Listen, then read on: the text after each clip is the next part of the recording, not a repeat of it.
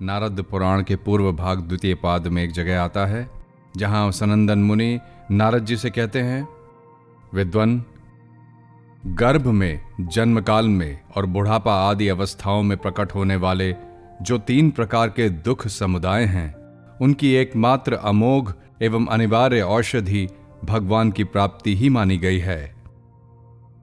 जब भगवत प्राप्ति होती है उस समय ऐसे लोकोत्तर आनंद की अभिव्यक्ति होती है जिससे बढ़कर सुख और आह्लाद कहीं है ही नहीं। यही उस भगवत प्राप्ति की पहचान है। अतः विद्वान मनुष्यों को भगवान की प्राप्ति के लिए अवश्य प्रयत्न करना चाहिए। महामुने, भगवत प्राप्ति के 2 ही उपाय बताए गए हैं, ज्ञान और निष्काम कर्म। ज्ञान भी 2 प्रकार का कहा जाता है।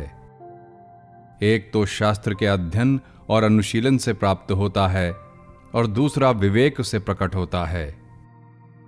शब्द ब्रह्म अर्थात वेद का ज्ञान शास्त्र ज्ञान है और परब्रह्म परमात्मा का बोध विवेक जन्य ज्ञान है। मनु जी ने भी वेदार्थ का स्मरण करके इस विषय में जो कुछ कहा है उसे मैं स्पष्ट बताता हूं, सुनो।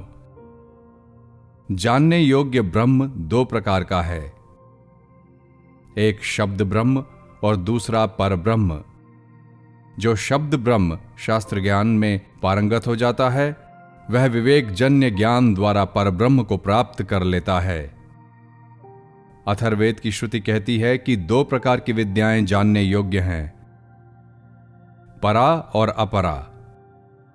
परा से निर्गुण सगुण रूपी परमात्मा की प्राप्ति होती है, जो अव्यक्त, अजर, चेष्टा रहित, अजन्मा, अविनाशी, अनिर्देश्य, रूपहीन, हाथ पैर आदि अंगों से शून्य, व्यापक, सर्वगत, नित्य, भूतों का आदि कारण तथा स्वयं कारणहीन है, जिससे संपूर्ण व्याप्य वस्तुएं व्याप्त हैं, समस्त जगत जिससे प्रकट हुआ है, एवं ज्ञानी जन ज्ञान दृष्टि से जिसका साक्षात्कार करते हैं वही परधाम स्वरूप ब्रह्म है।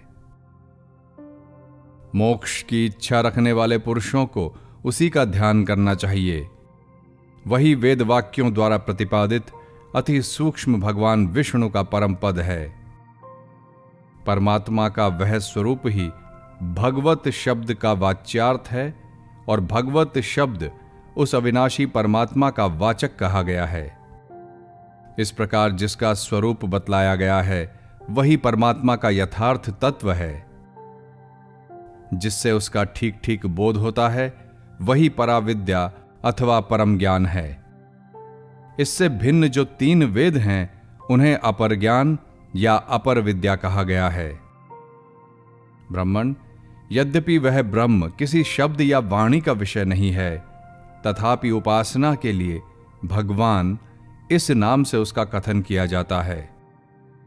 देवर्षि, जो समस्त कारणों का भी कारण है, उस परम शुद्ध महाभूति नाम वाले परब्रह्म के लिए ही भगवत शब्द का प्रयोग हुआ है।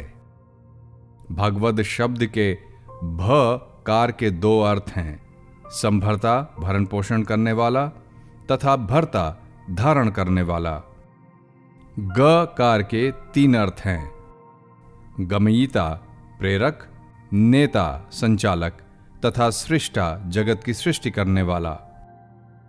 भ और ग के योग से भग शब्द बनता है, जिसका अर्थ इस प्रकार है, संपूर्ण ऐश्वर्य, संपूर्ण धर्म, संपूर्ण यश, संपूर्ण श्री, संपूर्ण ज्ञान तथा संपूर्ण वैराग्य।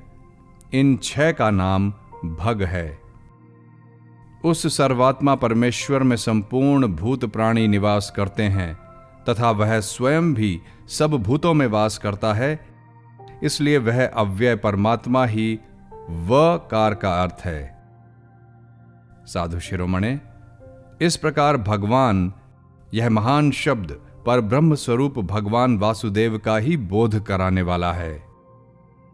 पूज्य पद का जो अर्थ है उसको सूचित करने की परिभाषा से युक्त यह भगवत शब्द परमात्मा के लिए तो प्रधान रूप से प्रयुक्त होता है और दूसरों के लिए गौण रूप से।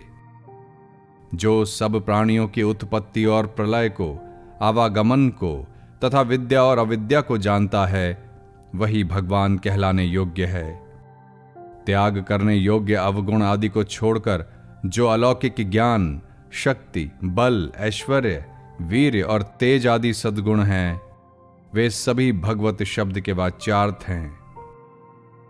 उन परमात्मा में संपूर्ण भूत वास करते हैं और वह भी समस्त भूतों में निवास करता है, इसलिए उसे वासुदेव कहा गया है। पूर्व काल में खांडिक्य जनक से उनके पूछने पर केशिध्वज ने भगवान अनंत के वासुदेव नाम की यथार्थ व्याख्या इस प्रकार की थी। परमात्मा संपूर्ण भूतों में वास करते हैं और वे भूत प्राणी भी उनके भीतर रहते हैं तथा वे परमात्मा ही जगत के धारण पोषण करने वाले और सृष्टा हैं। अतः उन सर्वशक्तिमान प्रभु को वासुदेव कहा गया है। मुने, जो संपूर्ण जगत के आत्मा तथा समस्त आवरणों से परे हैं, वे परमात्मा संपूर्ण भूतों की प्रकृति, प्राकृत विकार तथा गुण और दोषों से ऊपर उठे हुए हैं। पृथ्वी और आकाश के बीच में जो कुछ स्थित है, वह सब उन्हीं से व्याप्त है। संपूर्ण कल्याणमय गुण उनके स्वरूप हैं। उन्होंने अपनी शक्ति के लेश मात्र से संपूर्ण भूत समुदाय को व्याप्त कर रखा है। वे अपनी इच्छा मात्र से मन के अनुकूल अनेक शरीर धारण करते हैं और सारे जगत का हित साधन करते रहते हैं। वे तेज, बल, ऐश्वर्य, महान ज्ञान, उत्तम वीर्य और शक्ति आदि गुणों की एकमात्र राशि हैं। प्रकृति आदि से भी परे हैं और उन समस्त कार्य कारणों के स्वामी परमेश्वर में समस्त क्लेशों का सर्वथा अभाव है। वे सबका शासन करने वाले ईश्वर हैं। व्यष्टि और समष्टि जगत उन्हीं का स्वरूप है। वे ही व्यक्त हैं और वे ही अव्यक्त। वे सबके स्वामी, संपूर्ण सृष्टि के ज्ञाता, सर्वशक्तिमान तथा परमेश्वर नाम से प्रसिद्ध हैं, जिनके द्वारा निर्दोष, विशुद्ध, निर्मल तथा एक रूप परमात्मा के स्वरूप का साक्षात्कार अथवा बोध होता है, उसी का नाम ज्ञान है। और इसके विपरीत जो कुछ है वह अज्ञान कहा गया है। भगवान पुरुषोत्तम का दर्शन स्वाध्याय और संयम से होता है। ब्रह्म की प्राप्ति का कारण होने से वेद का भी नाम ब्रह्म ही है। इसीलिए वेदों का स्वाध्याय किया जाता है। स्वाध्याय से योग का अनुष्ठान करे और योग से स्वाध्याय का अभ्यास करे। इस प्रकार स्वाध्याय और योग दोनों साधनों का संपादन होने से परमात्मा प्रकाशित होते हैं। उनका दर्शन करने के लिए स्वाध्याय और योग दोनों नेत्र हैं।